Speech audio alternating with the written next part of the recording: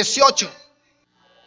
A Dios nadie lo ha visto nunca, dice la versión internacional.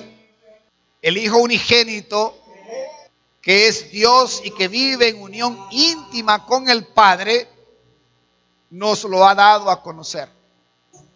De esa manera terminamos el mensaje la semana pasada, la enseñanza, y vamos a partir de ese versículo, o sea que el 19 nos toca hoy. Ahora quisiera un voluntario, uno solo, que me dé un resumen de Juan 1, 1 al 18. ¿Qué usted entiende que Dios nos ha enseñado en esos primeros 18 versículos que le llamamos el prólogo de Juan? A ver, una persona que ha estado acá en esos 2 domingos que estudiamos Juan 1, 1 al 18. Puede ser un adolescente, puede ser un hombre, una mujer. A ver, nada más es uno solo que necesito, no son todos, uno solo, uno. ¿Quién me da un resumen? A ver, aquí tenemos. Entonces, usa este micrófono.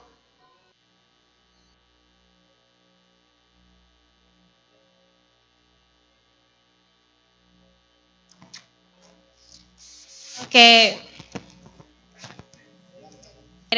Jesús era el verbo, o sea, Dios, y que Él siempre estuvo presente, aunque no lo hayamos visto desde la creación, o sea, a Jesús. Entonces, yo vine hoy nuevo a la iglesia y no entiendo eso del verbo. ¿Qué es eso del verbo? En el principio Jesús era el verbo, o sea que era yo soy un verbo, yo perdono otro verbo. ¿Qué significa el verbo? Puede ser tú o otra gente. ¿Qué significa el verbo? ¿Qué es eso? A ver.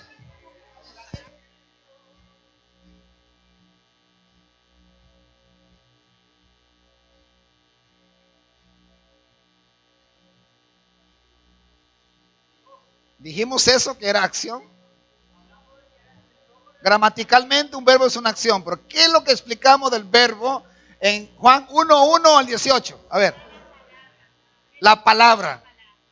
¿Y qué más? La palabra.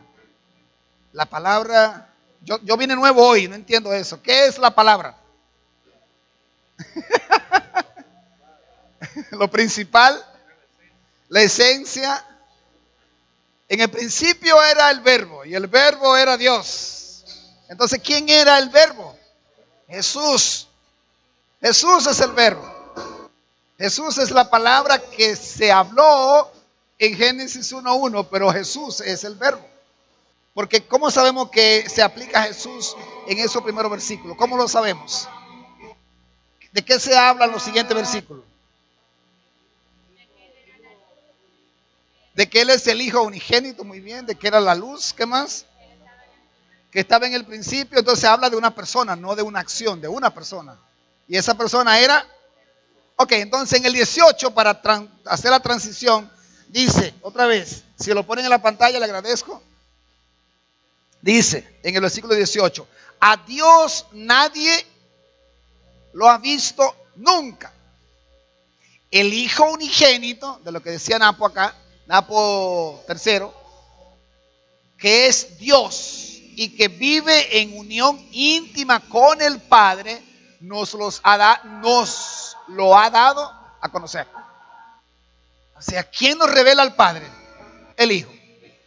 O sea, ahí amarra todo esto. Y es interesante porque a partir de ahí entonces iniciamos algo que se introdujo en el versículo 5 y en el versículo 15. Y viene un testigo. Vamos a ver ahora el testimonio de Juan en 3 momentos distintos.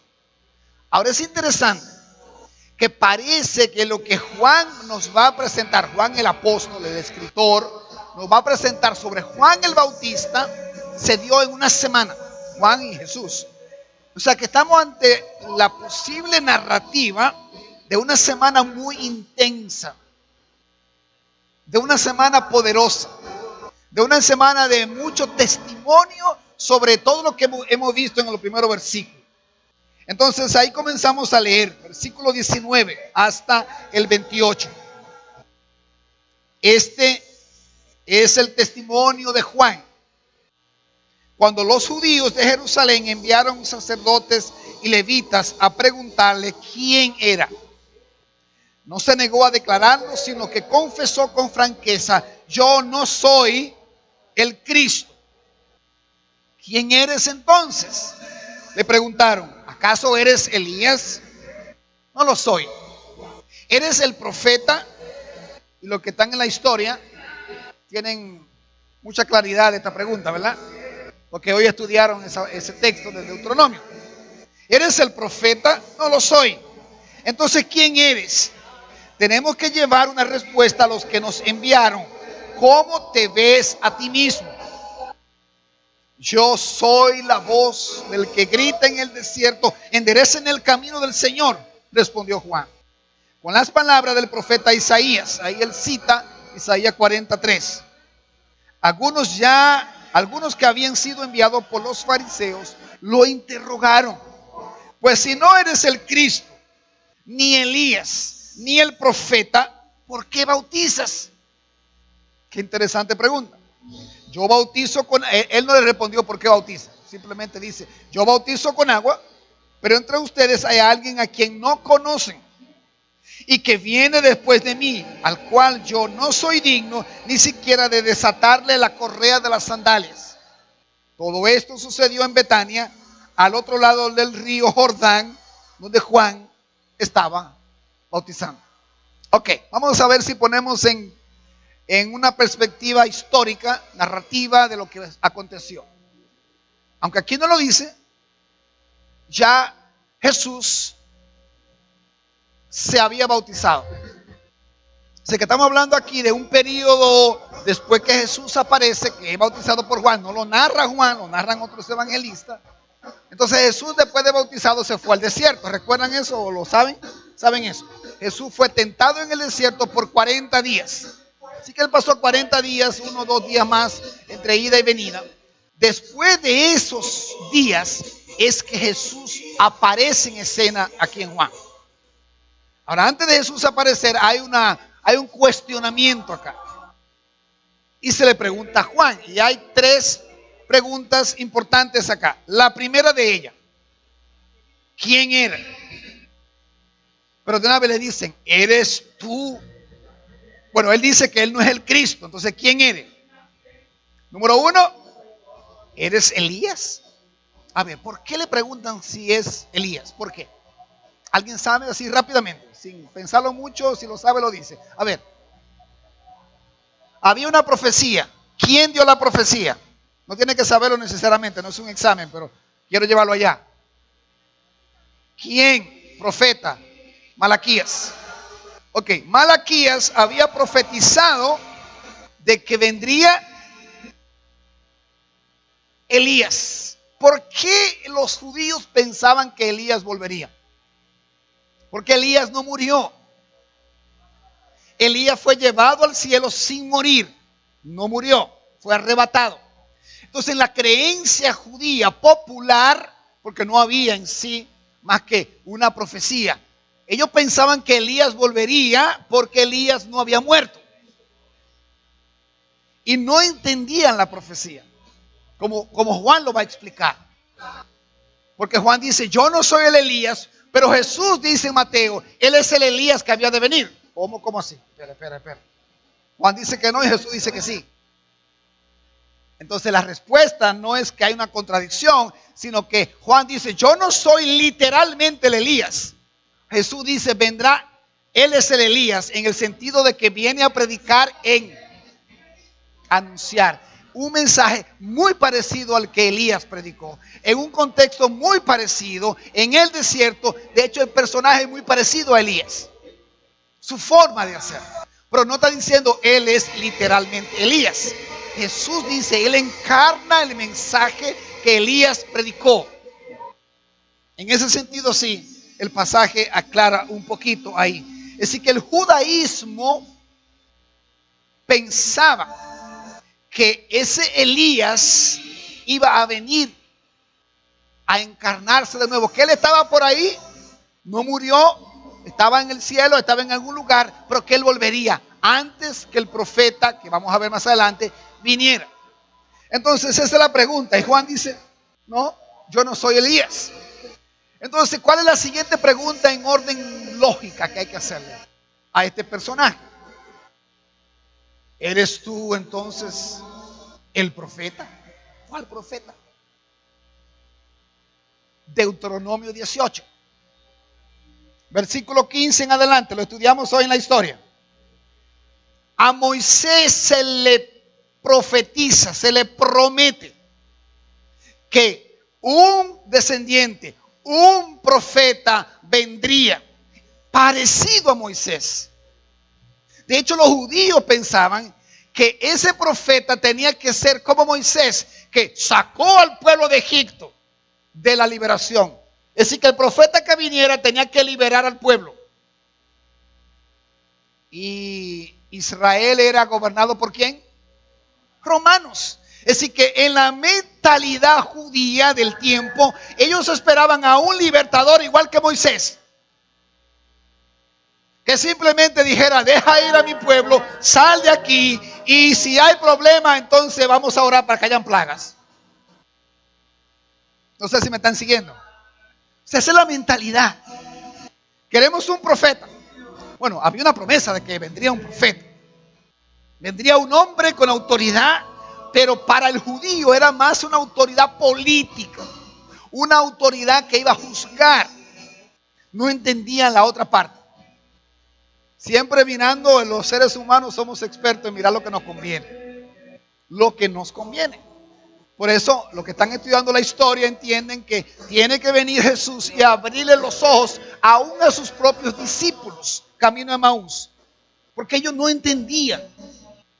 Las profecías se habían cumplido en Jesús, pero ellos no lo entendían. Porque estaban ciegos. ¿Y sabe qué? Hoy todavía, muchos de nosotros vemos la Biblia y somos ciegos. Yo espero que no se ofenda con eso, yo hablo de mí. Si usted lo entiende, perfecto. A mí me cuesta. Y años de estudio, y me sigue costando.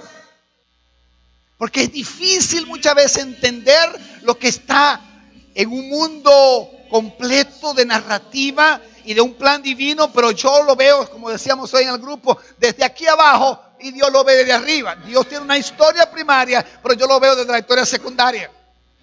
Pues a veces como que yo digo, ¿y qué es lo que Dios quiere? Pero la palabra me lo dice. Pero mientras Dios quiere algo y yo quiero otra cosa, hay un conflicto de historias. Y eso es lo que está pasando acá. El pueblo quería al profeta, creían que Juan era el profeta que se esperaba, pero no el profeta que Dios prometió, sino el profeta que ellos querían, que lo viniera a liberar. Así que Juan, ¿cómo responde? ¿Qué dice Juan? No lo soy. Entonces, ¿quién eres? Ellos dicen, tenemos que dar respuesta. Hemos sido enviados. Posiblemente es una comisión de los fariseos. Y siempre que los fariseos siempre están presentes, aún en la iglesia de hoy. ¿Sabía usted eso? Que en esta iglesia que en la iglesia hay fariseos que siempre quieren interrogar. Y no es malo que te interroguen, no es malo que cuestionen, pero siempre aquí hay un grupito que viene a interrogar. Entonces, si tú no eres este y tú no eres este, tampoco eres el Cristo. Porque esa es la primera pregunta que me salté. Que estás ahí. Dice, a ver, se negó a declararlo, sino que confesó con franqueza, yo no soy el Cristo. Así que él de entrada dice, yo no soy el Cristo, yo no soy Elías, yo no soy el profeta. ¿Por qué el Cristo? Porque se esperaba que viniera el Mesías. Y casi siempre que hay periodos altos en la historia de Dios, hay periodos proféticos, hay periodos de intervención de Dios. Aquí había uno, porque había visto ya una señal en el cielo, había visto magos que habían venido. O sea, la historia terrenal, la historia secundaria, estaba atenta a lo que está pasando. Ellos sabían que algo iba a pasar en ese momento. Profético, intervención divina. Y la pregunta es, ¿eres el Cristo? No. ¿Eres Elías? No. ¿Eres el profeta? No. Entonces, ¿quién? Bendito eres tú. Dinos, explícanos, ¿quién tú eres?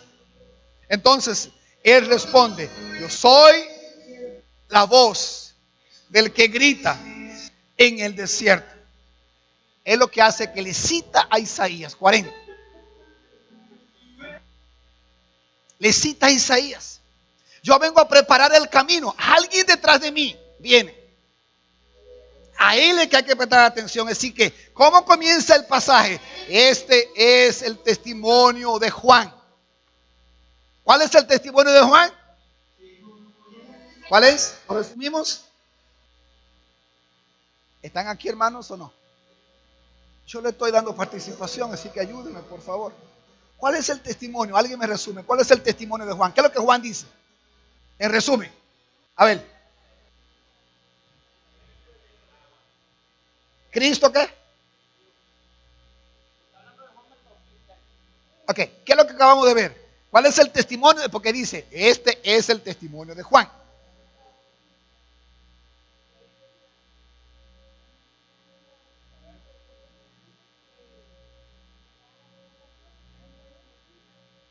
No, pero no me repitan todo. Dígame una enseñanza. ¿Cuál es la enseñanza de que Juan quiso decir?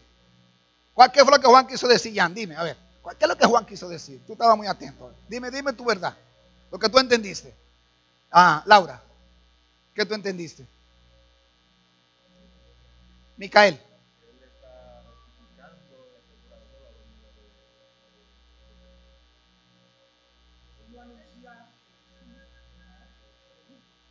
Yo no soy. Es que ustedes piensan que soy. Vamos a ponerlo así. ¿Lo entendieron así? El detalle de Elías, del Cristo, no, es lo que está diciendo. Señores, esperen. No me miren a mí, que yo no soy. Yo soy un testigo, lo había dicho antes, ¿sí o no? Versículo 7, versículo 15. Yo soy un testigo, un heraldo, uno que anuncia. Entonces, parto de ahí. Si no eres nada de eso, ¿por qué tú bautizas? Tú no puedes bautizar. Me explico. Hermanos míos, los judíos no se bautizaban. ¿Por qué?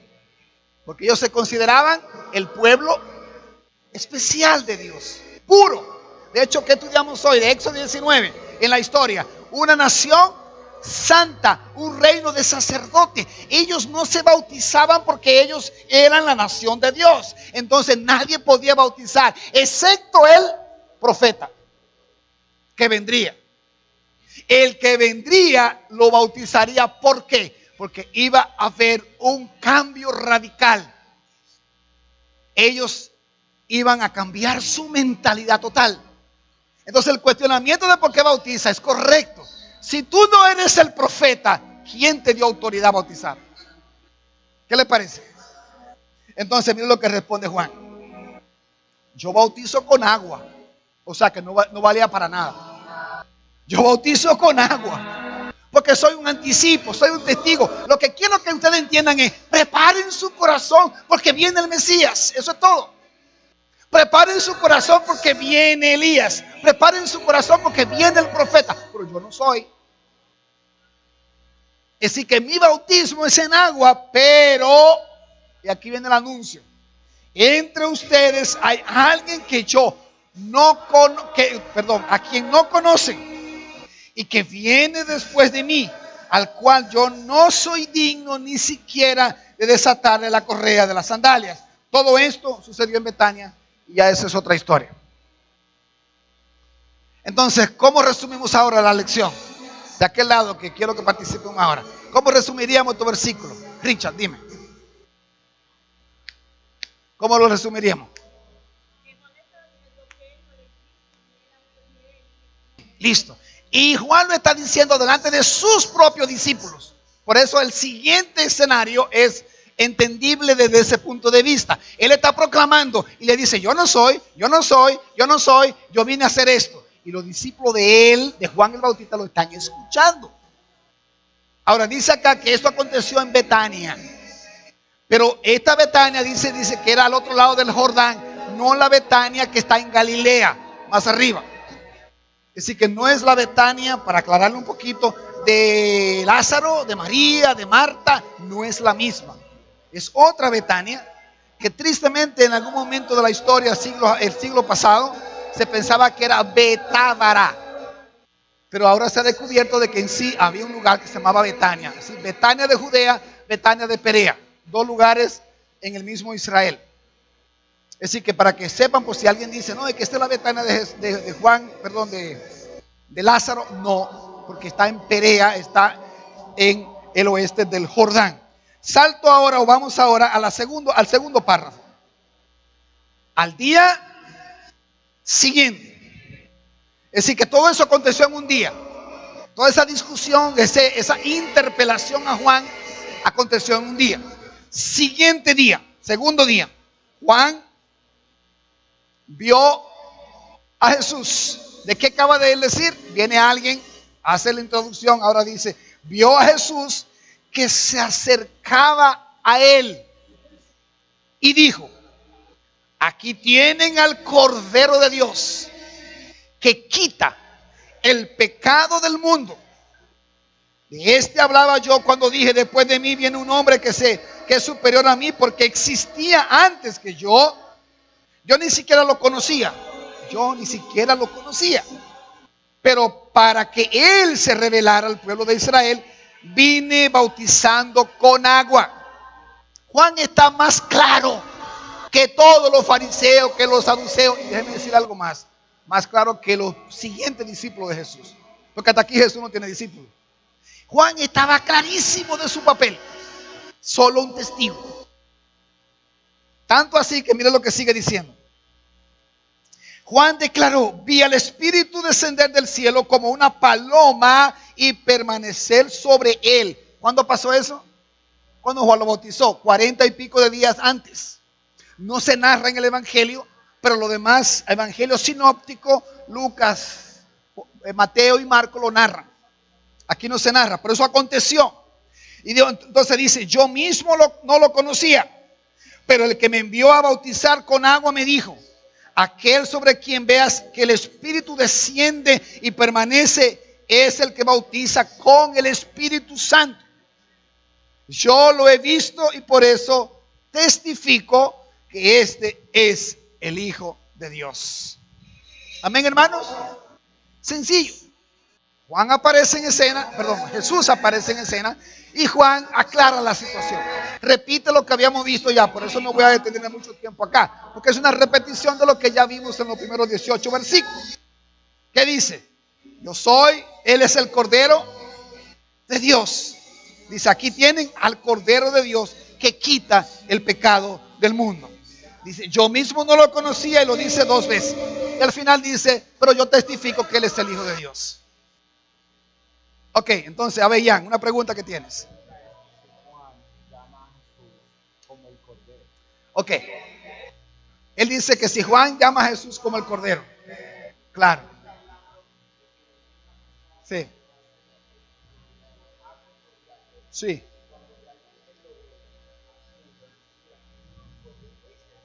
Perfecto. ¿O a qué cordero se refiere? Perfecto, vamos a hablarle a qué cordero mejor. Porque así lo llama, él lo dice, él es el Cordero de Dios, así que lo llamo así. Ahora, ¿cuál cordero? ¿A qué se está refiriendo Juan? Antes de explicar un poco eso, déjeme decirle que en el material del grupo pequeño, que ya está listo, va a salir a sus líderes esta noche o mañana.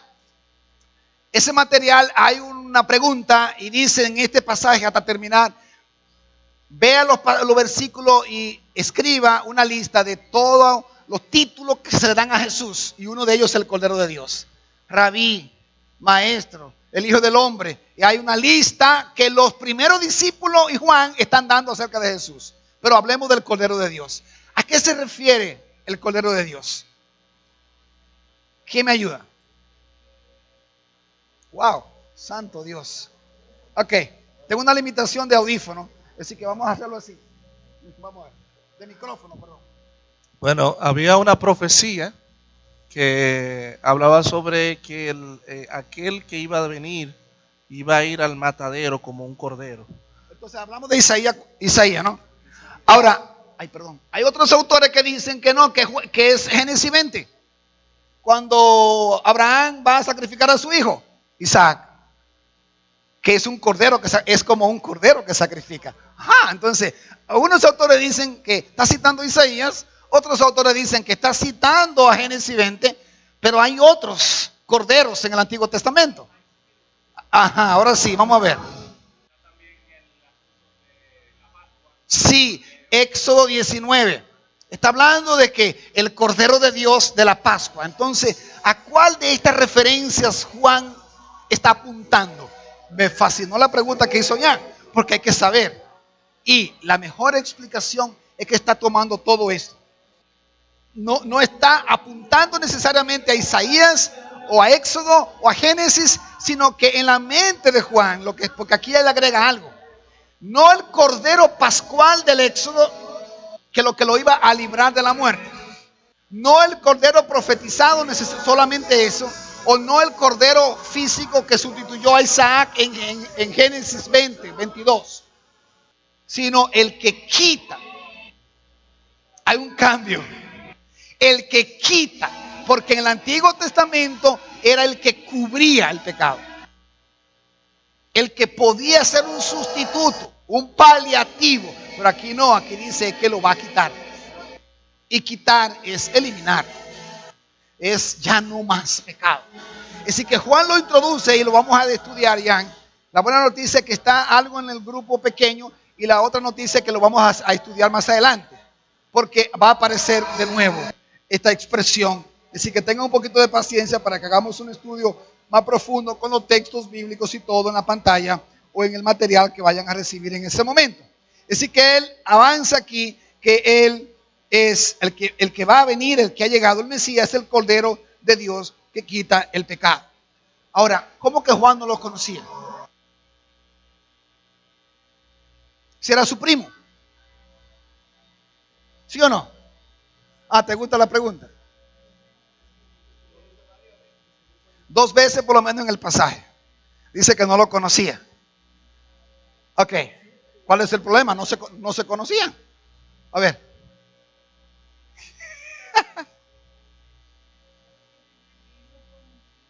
Ajá. Sí. Ok, lamentablemente no te puedo pasar este micrófono, pero lo que está diciendo es correcto. Dijo, a lo que hace la segunda pregunta es que Juan puede estarse refiriendo a que no lo conocía como el Mesías, lo conocía como el primo. Ahora, otros autores dicen posiblemente ni siquiera como primo, porque Elizabeth vivía en una región distante a donde vivía María y José. Jesús está en Galilea y ellos están en Perea, en otro sitio. Juan no era de Galilea, Juan el Bautista. ¿De acuerdo? Entonces, posiblemente no había mucha comunicación, no se conocían muy bien. Quizás había tradición, María hablaba o Elizabeth hablaba porque tuvo una revelación de Dios, porque esto fue un embarazo divino, qué sé yo, todo lo que pasó en Lucas, que podemos estudiar Lucas y nos enteramos de eso. Pero no era de que ellos vivían, se criaron juntos, no. Entonces probablemente sí físicamente no se conocían mucho, pero sobre todo no había un conocimiento de Juan de que es desde su ministerio mesiánico, de lo que en sí Jesús iba a hacer. Él sabía por la profecía, pero no había un conocimiento profundo de Jesús. Por eso Juan dice, yo no lo conozco. Yo sí sé que Él va a venir y va a hacer esto y esto, pero yo no lo conozco. Yo no sé todo lo que va a estar haciendo. ¿Sí? ¿Quedó claro? La segunda pregunta. Juan está hablando de que a él se le dijo, a él se le instruyó y el Señor le instruye. Y le envía para que aquel en quien, cuando lo bautizara, descendiera el Espíritu Santo en forma de paloma y todo eso, ese sería. Claro, la única respuesta es que Dios se lo revela. Claro, y Dios escoge a Juan para hacer su trabajo, para ser testigo. Así que Juan está autenticando que no está ante algo superficial, sino ante el enviado de Dios, el Hijo de Dios, Dios mismo, el Logo, todo lo que hemos visto en la introducción. Bien, ¿van conmigo? ¿De acuerdo? Sí, Jan. Claro. Jesús dice más adelante en el Evangelio de Juan, cuando Tomás le pregunta, muéstranos al Padre, Jesús le dice, el que me ha visto a mí. Es decir, que Juan conoció a Dios, claro, a través de Jesús. Porque vio a Jesús, lo bautizó de hecho al Hijo de Dios. Ahora, ¿qué aplicación podemos obtener de esta parte? Porque es importante cómo se aplica esto a mi vida. A ver, ¿qué aplicación podemos obtener? Alguien que vaya pensando. ¿Cómo se aplica esta porción de Jesús, Juan está aquí bautizando, ya fue bautizado Jesús, pero vuelve después del desierto, regresa donde está Juan y Juan lo introduce. Y aquí el Cordero de Dios y esto, porque la pregunta en todo Israel, incluyendo en fariseos, saduceos y todos los religiosos, era: ven acá, ¿y tú quién eres? Entonces, si Juan se le escapa que decir que él no era el Hijo de Dios, pero que él era algo que no se entendiera bien, ¿qué iba a pasar? Lo iban a levantar a él como el Mesías, porque ellos estaban buscando al Mesías. Estaban bajo presión política, social. Había un problema religioso, había muchas sectas religiosas. Es decir, que querían al Mesías, al profeta. Pero Juan le cierra la puerta. No, no, no. Aquí está. Pero la introducción no es: aquí está el profeta que ustedes esperan. Aquí está el Cordero de Dios. Y ya le derrumba todos sus planes. Todo se fue abajo. Todos sus planes se fueron abajo. Aquí se cayó todo. Entonces, ¿qué aplicación puedo obtener? A ver, ¿qué aplicación? ¿Para qué? Un pasaje que vamos a estudiar. Juan dice: es necesario que yo y que Él suba, que yo mengüe y que Jesús crezca. Está en el mismo espíritu de lo que está diciendo acá. Por eso lo junto ahora, aunque luego lo vamos a ver. ¿Cuál es la aplicación práctica para nosotros? Denme una, hay muchas. Desprendimiento, ¿ok? Acá. Ser un testigo. Aunque te apedreen, porque a Juan no le fue fácil, Juan murió. Pero fue un testigo fiel. Digo, congruente con el tiempo, pero ser fiel. Alguien más dijo algo por acá, allá. Nosotros hoy, credibilidad. ¿Alguien me habló por aquí? Humildad.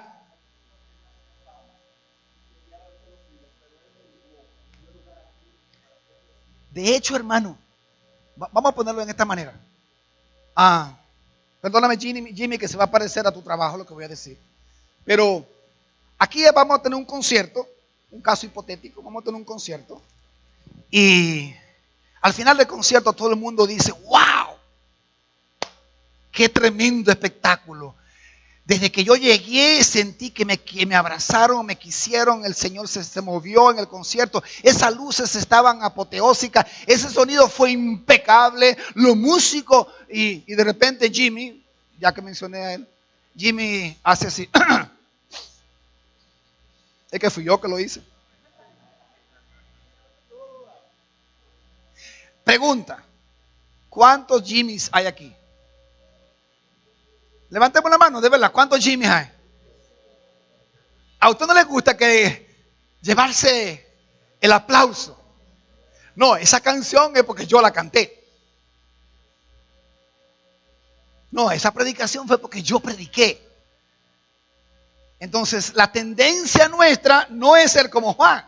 Por eso lo que decía Richard, la tendencia nuestra es, en lugar de ser humilde, somos humildes. Ay, sí, yo soy su siervo, varón, pero por favor,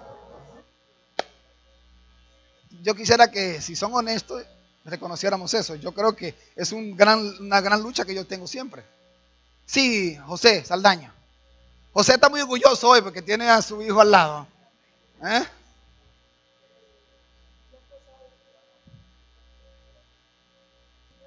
Exacto.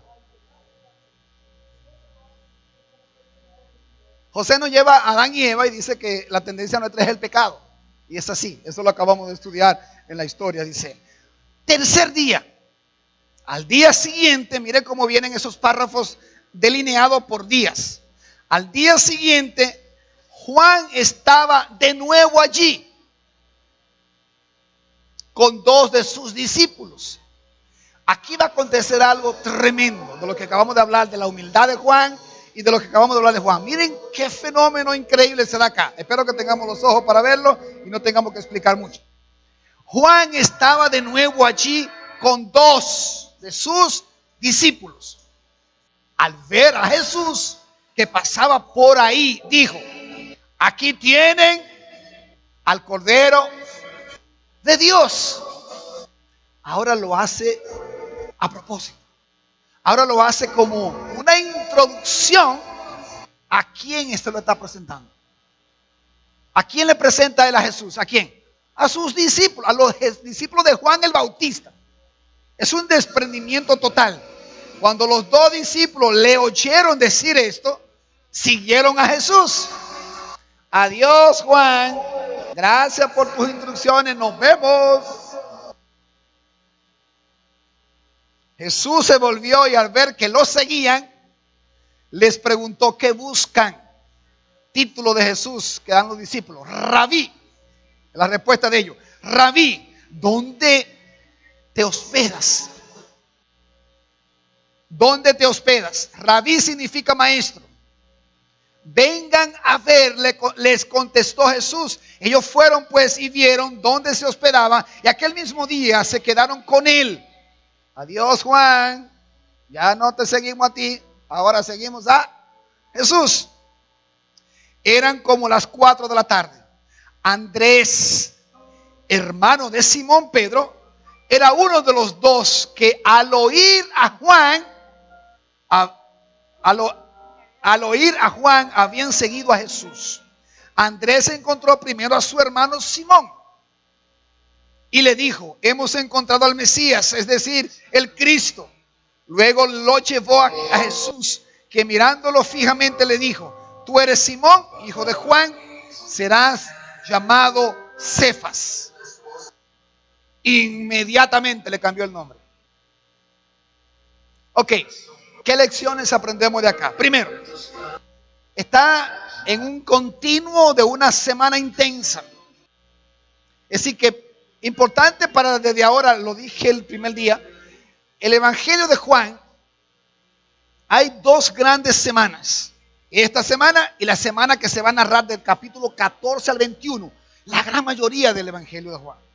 La última semana de Jesús. Es decir que Juan el Evangelista toma porciones de 2 semanas, el principio y el final de la vida de Jesús. Y un par de señales, 7 de ellas, a partir del versículo 1 del capítulo 2 hasta el capítulo 14. 7, comenzando la semana que viene, que veremos la boda de Caná, el milagro de la conversión de agua en vino. Pero lo importante para Juan es esa primera semana, por eso da detalle al siguiente día. De hecho, el siguiente párrafo dice al siguiente día, y luego en el capítulo 2 dice al siguiente día. Es una narración de una actividad intensa del inicio del ministerio de Jesús. Y luego una narración bien larga, extensa, de la última semana de Jesús, desde que él lava los pies a sus discípulos hasta que es llevado a la cruz y resucita. Eso es lo primero. Luego vuelve a presentarlo como el Cordero de Dios, que ya hablamos un poco. Ahora, interesante. Yo cuando lo fui leyendo, lo fui narrando un poco con esto de adiós Juan. Hermanos, jamás aparece que estos discípulos vuelven con Juan. Andrés, Pedro, Santiago, que no se narra ahí, pero que también es el hermano de Andrés, lo presenta. A Juan, Pedro, luego en el siguiente vamos a ver a Felipe y a Bartolomé. Eran discípulos de Juan el Bautista, pero ya no regresan. ¿Qué enseñanza tenemos ahí? A ver, ya. Tú tomaste mucho café hoy, ¿verdad? Ok. Ya tú no nos sirves, tú no eres el que queremos, ya tú no eres un buen pastor, ya tú no predicas con la unción que predicabas antes y por eso me voy de aquí. No dicen eso. Juan le decía a todos sus discípulos la obra que iba a hacer Jesús. Entonces, al momento de Jesús aparecer en escena, ok. hacen el cambio. Entonces, déjeme hacer otra pregunta. ¿Dónde está el secreto del pasaje? ¿En los discípulos dejar a Juan o Juan presentar a Jesús?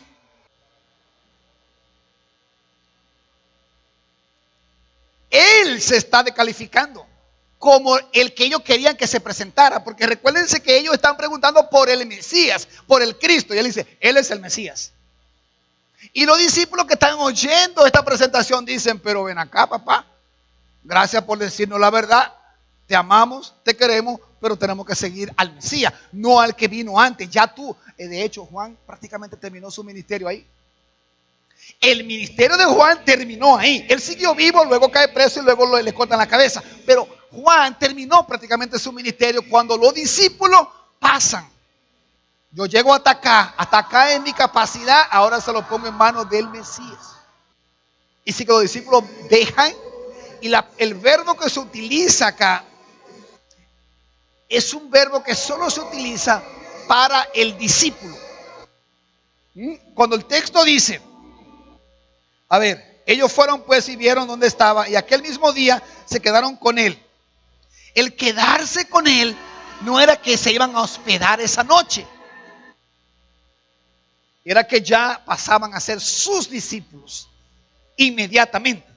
Entonces, para mí lo impresionante de todo esto es, oye, este hombre no me da a mí una cátedra de humildad, una cátedra de despojarse de su trabajo, de sus logros, porque Juan, hermano mío, no fue cosa fácil en el desierto, con una barba larguísima. No era porque era loco, simplemente porque nadie le creía. Él vino a predicar: preparen sus corazones, arrepiéntanse, arrepiéntanse, arrepiéntanse, porque viene. Y la gente está loco de tipo.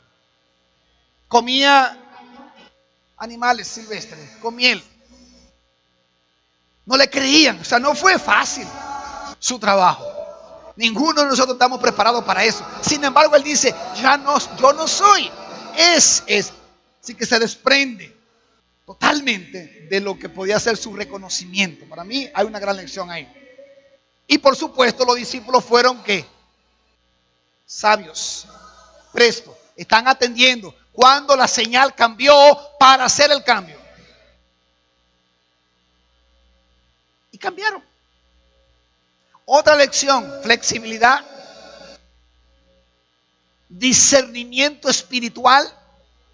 Supieron que hasta aquí llegaba su maestro o su discipulador, su líder, y ahora damos un paso. Él mismo está diciendo, vayan con él, es con él que hay que ir, no es conmigo, yo no soy el Cristo, él es el Cristo, así que síganle. Los discípulos lo entendieron rápidamente.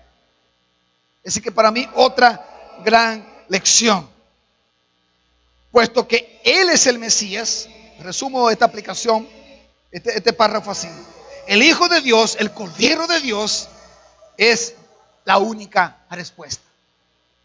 No hay que buscarle en otro lado, para ellos y para nosotros hoy día. Yo disfruté muchísimo hoy el grupo con los primeros principios, porque veíamos todo esto y la incredulidad de Israel y todo cómo se va desarrollando o desempacando la historia que vemos, la metanarrativa que estamos estudiando en la historia, pero apuntando siempre a Jesús. Y cómo el reino de Dios se puede mirar desde una historia primaria, la mirada de Dios, y una historia secundaria, la mirada de los hombres, pero siempre la historia primaria va a cumplirse, es real, es verídica. La secundaria, cómo lo vemos nosotros, cómo actuamos nosotros, ya es otra historia. Entonces, desde el punto de vista del plan de Dios, las profecías no apuntaban a Juan. ¿A quién apuntaban? Al Mesías, quien encarnara al Mesías, en este caso Jesús. No al anticipo, no al que prepararía el terreno. No, el que prepararía el terreno es un preparador simplemente. En el arco del béisbol, ¿quién se lleva el mérito cuando el equipo vence por una o dos carreras y entra en el noveno inning? Es más, está 3-1 el juego, en el noveno le hacen una carrera al cerrador, pero cierra el juego. ¿Quién se lleva el logro? Yo pensaba que era el que pichó en el séptimo y octavo, que ponchó 6 jugadores. Ponchó 6 jugadores. Entonces viene, ¿cómo se llama el del Licey? Que es mi equipo, por supuesto. ¿Cómo se llama el cerrador del Licey? No me digan que no saben. Asensio. Y le dan una carrera en el noveno. Casi pierde el juego, pero al final él salva. Y sale en el periódico: Asensio rompió récord de salvados en el béisbol dominicano. Pero le batearon. No habla de que en el séptimo hubo un pitcher que hizo 3 ponches y en el octavo otro y sacó 3 ponches. ¿Quién se lleva los méritos?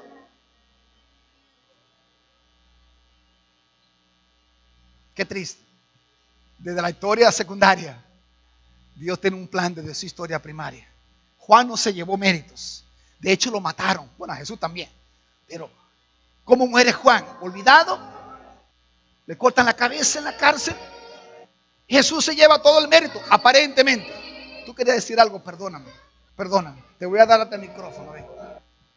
No, que siguiendo el orden de la idea, pues de lo que usted está diciendo, Juan estaba tan claro de su misión que él preparó no solo el camino, sino que él dijo, o sea, preparó a sus discípulos.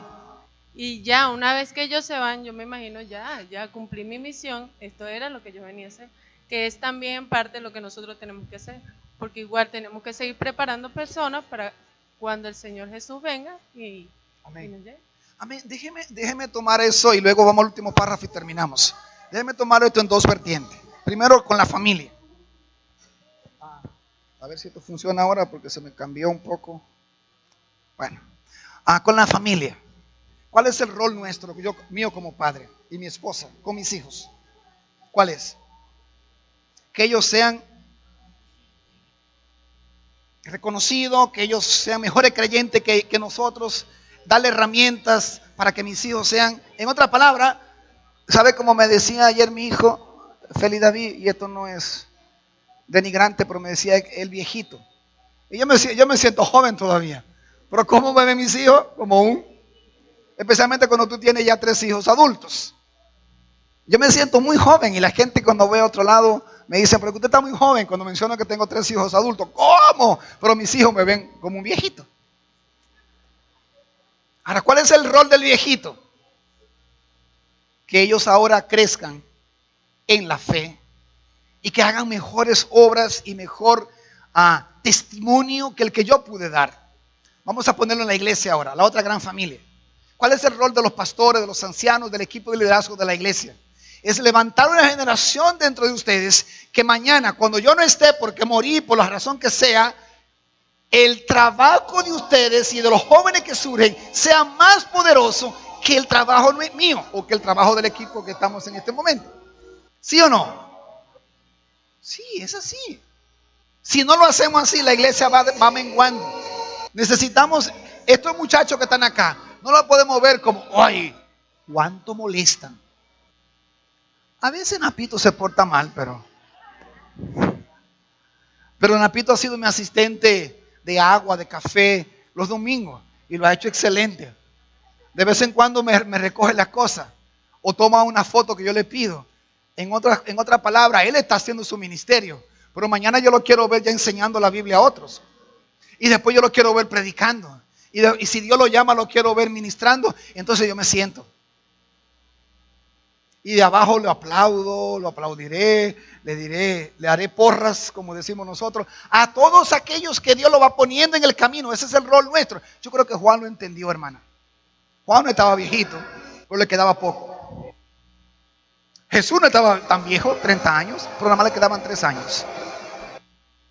Entonces nosotros no sabemos cuánto nos queda, pero qué tal si tomamos esa actitud. Que esa para mí la enseñanza que puedo tomar del pasaje. En lugar de querer ocupar posiciones, porque yo no me humillo delante del Señor, porque al final los títulos se quedan. Tu servicio, tu amor para el prójimo, lo que tú haces por el otro en el nombre de Jesús, eso sí se va a quedar. El último párrafo. Al siguiente día, miren cómo sigue la cosa. Jesús decidió salir hacia Galilea.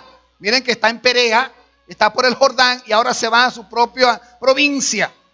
Se encontró con Felipe y lo llamó. ¿Cambia el escenario, sí o no? Ya no es Juan que le presenta a Andrés, no es Andrés que le presenta a Pedro, no es de allá para acá, sino que ahora Jesús dice, se encontró con Felipe y lo llamó, sígueme. Felipe era del pueblo de Betsaida, lo mismo que Andrés y Pedro. Felipe buscó a Natanael y le dijo, hemos encontrado a Jesús de Nazaret, el hijo de José, aquel de quien escribió Moisés en la ley y de quien escribieron los profetas. Subráyelo, por favor. Lo que están en la historia, subraye eso. Ok. Y póngale ahí Lucas 24 al lado. Póngale Hechos 3 o Hechos 7 o Hechos 13. Los que están estudiando la historia. Los que no están estudiando la historia, perdónenme que haga esa referencia. En mayo usted lo podrá hacer. Final de abril van a haber inscripciones. En mayo lo puede hacer. Ahora dice, aquel a quien escribió Moisés en la ley. Antes en el pasaje dice cuál pasaje fue. ¿Cuál pasaje fue que Moisés habló de él? Deuteronomio 18. O sea, lo que está aquí diciéndole Natanael, yo escuché la conversación entre Juan y este Jesús que dice, Juan dijo, yo no soy el profeta. Es decir, que si Juan no era Elías, si Juan no era el profeta, si Juan no era el Mesías, hemos encontrado al Mesías. ¿Lo ven o no lo ven, hermano? Míralo ahí donde está.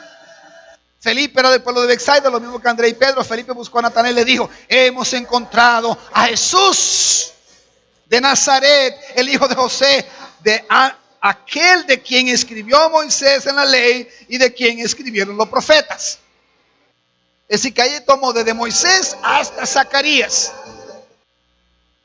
todo lo que se habló del que vendría aquí está, lo hemos encontrado. De Nazaret, replicó Natanael, ¿acaso de allí puede salir algo bueno?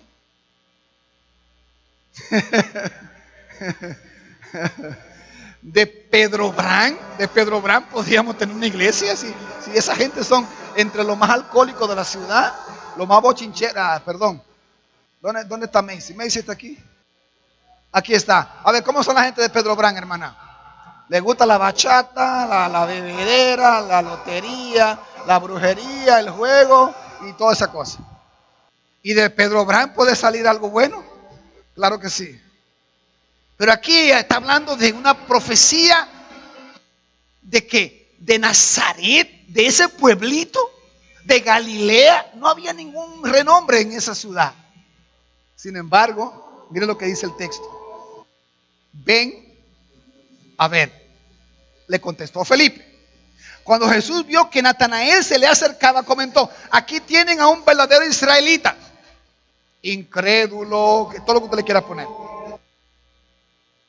en quien no hay falsedad. ¿De dónde me conoces?, le preguntó Natanael. Antes de que Felipe te llamara, cuando aún estaba bajo la higuera, ya te había visto. Antes de que te hablaran del evangelio, antes de que tú vinieras a esta iglesia, antes de que tú te fueras a Jarabacoa. Yo nací en un campo de La Vega y luego fui a estudiar a Jarabacoa. Yo te vi allá en el arroyo, debajo de la mata de Nacahuita, yo te vi ahí. Y te dice, ¿qué? ¿Y cuándo tú me viste? Dios te vio. Es más, te vio antes de nacer. Si vamos al salmista, Dios te miró tus huesos, miró todo tu ser antes de que saliera del vientre de tu madre. Yo te vi. Así que aquí hay una profunda enseñanza para todos nosotros en este día. Dios es el Dios que ve. Ay, pastor, si usted se imagina lo que está diciendo, porque parece que Dios no me ve con esta deuda que yo tengo. Dios es el Dios que ve. Ay, es que usted no se imagina. Mire, yo no vine el domingo, pero usted no lo sabe porque fue que mi esposo me dio una trompa. Yo vine, tenía una cosa hinchada. Usted no se imagina. Dios es el que ve. Desde Génesis 12, 13, con Agar. ¿Recuerdan aquel pasaje de Agar? ¿No lo recuerdan? ¿Sí? Con Ismael. Que Abraham lo manda para el desierto para que muera. Dios le dice a Agar, yo soy el Dios que ve. Yo soy el Dios que ve. Así que aquí Dios se le revela así a Felipe.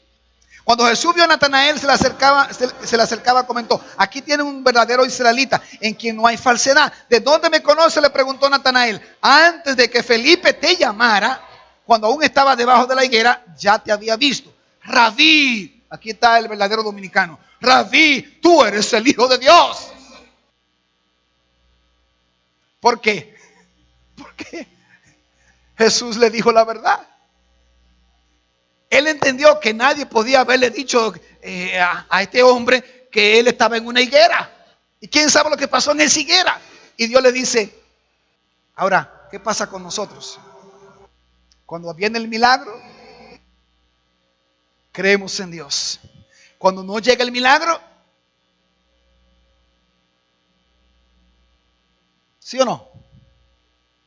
Somos iguales. Por eso yo decía, Natanael y los dominicanos somos iguales. Tú eres el Hijo de Dios, tú eres el Rey de Israel. Le da otro título, 2 títulos seguidos. Tú eres el Hijo de Dios, tú eres el Rey de Israel. ¿Qué es lo que están diciendo? ¿Qué es lo que le pusieron a Jesús allá cuando en la cruz? El Rey de los judíos, el Rey de Israel. ¿Qué es lo que está diciendo aquí Natanael? Tú eres el Rey de Israel, declaró Natanael. ¿Lo crees? Dice Jesús, porque te dije que te vi cuando estaba debajo de la higuera. Claro que sí. Vas a ver aún cosa más grande que estas. Y añadió, ciertamente les aseguro. En otra palabra, amén, amén, es la misma expresión. Ciertamente les aseguro, de cierto os digo, amén, amén, que sucederá, que ustedes verán abrirse el cielo y los ángeles de Dios subir y bajar sobre el Hijo del Hombre.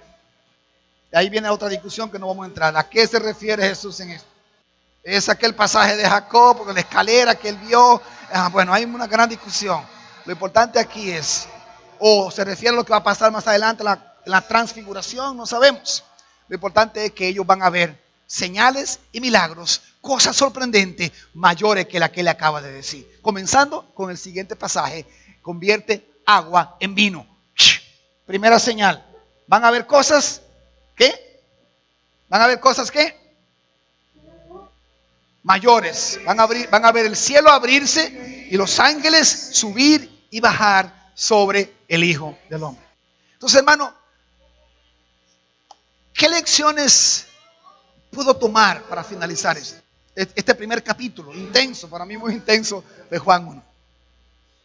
Si usted es un creyente de muchos años, yo me hago la pregunta.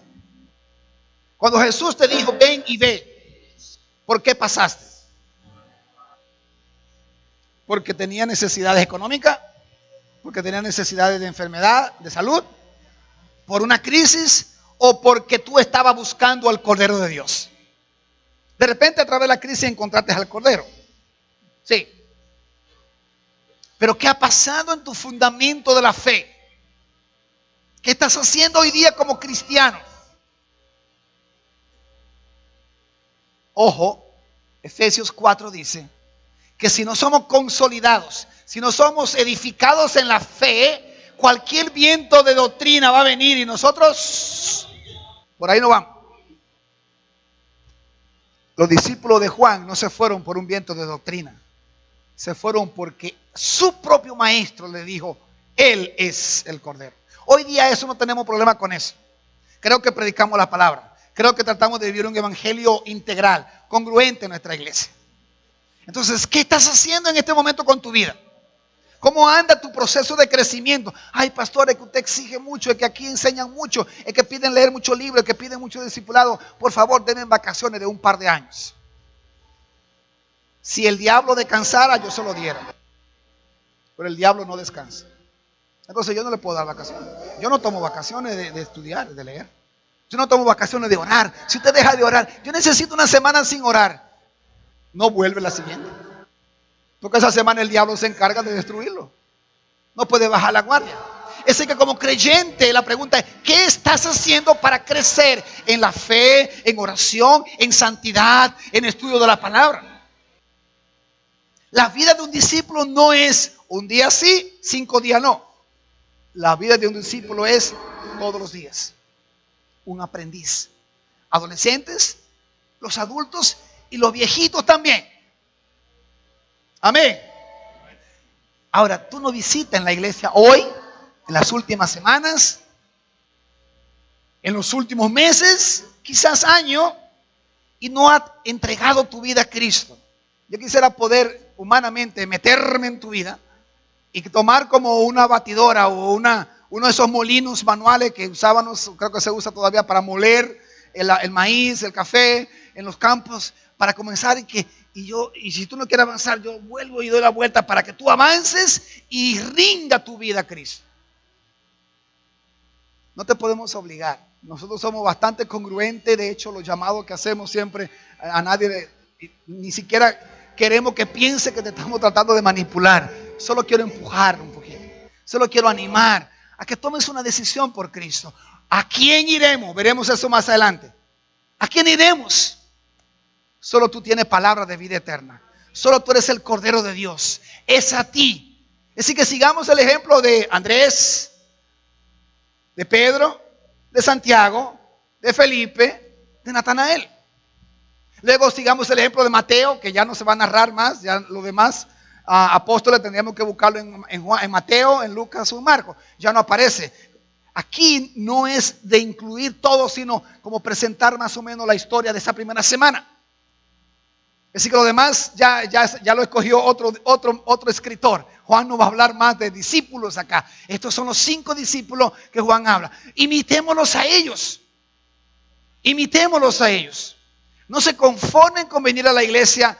Es más, hermano, usted puede venir por 40 años a la iglesia. Y si no tiene a Jesucristo, ha perdido su tiempo. Entonces, el deseo nuestro es ríndele tu vida a Cristo. ¿Qué tal si cerramos nuestros ojos? Vamos a orar. Vamos a prepararnos también. Nuestros hermanos que han preparado y encargado este mes de cada servicio del domingo van a continuar con la cena, con canciones. Pero quisiera orar por usted. Quisiera pedirle que cierren sus ojos. Si todos cerramos nuestros ojos y podemos orar al Señor. En la última canción que tuvimos antes de esta enseñanza hablábamos que por mí murió. Jesús entregó su vida, y eso lo veremos al final del Evangelio, por nosotros. Y a veces decimos, wow, qué bueno, Señor, gracias. Pero no ponemos en justa balanza lo que significó ese sacrificio en la cruz. Así que mientras nos preparamos para tomar la cena, para participar de los elementos del pan y de la copa, ¿qué tal si reflexionamos a la luz de esos 2 retos que dejé? Si eres creyente, si ya tienes a Cristo en tu corazón, ¿cuánto está avanzando en tu vida? En todas las áreas. Y si no tienes a Cristo, no te estamos denigrando, no te estamos menospreciando, solo te estamos diciendo, si todavía, como decíamos el domingo pasado, tú no has creído en Cristo, eso significa que tú has recibido, que tú has pedido a Cristo que vengas a morar en tu corazón. Si esa no es la realidad, tú lo puedes hacer. Y tú puedes decirle al Señor de todo corazón, gracias por morir por mí, gracias por el sacrificio, por ser el Cordero de Dios que me perdona, que me da vida, que me da salvación y que me da también sanidad. Gracias, Señor. Te exaltamos como el único Dios verdadero. Gracias, Jesús, por morir. Gracias, Espíritu Santo, por estar intercediendo y redarguyendo nuestra vida por aquello que ya te tenemos como parte de nuestra vida. Tú habitas en nosotros, Espíritu de Dios. Sigue trabajando en nosotros. Sigue iluminándonos, sigue guiándonos y llevándonos a tu verdad. Gracias, Espíritu de Dios. Gracias, Jesús. Gracias, oh Dios.